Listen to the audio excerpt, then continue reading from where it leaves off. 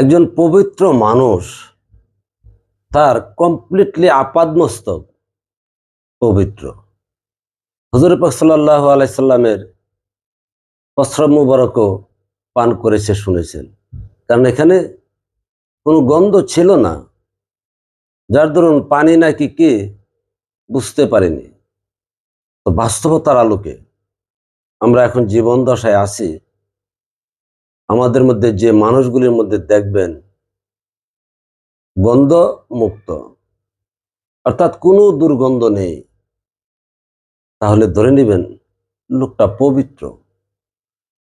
কারণ আল্লাহ আপনাকে যদি পবিত্র করেন, আপাদমস্তকেই করবেন, একটু একটু অংশ নয়।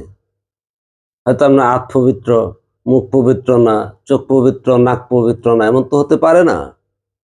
আল্লাহ তো আপনাকে পুরস্কৃত করেছেন, সম্মানিত করেছেন, অর্থাৎ পবিত্র করেছেন। মুখে গন্ধ, নাকে গন্ধ বা শরীরে আরো বিভিন্ন জায়গায় গন্ধ, এগুলি থাকবে না। আর যাদের এটা থাকে না, এই লোকটার আচরণ অর্থাৎ তার কার্যাদি কি সেটা বিবেচনার বিষয় নয়, আল্লাহ তাকে পবিত্র করেছেন।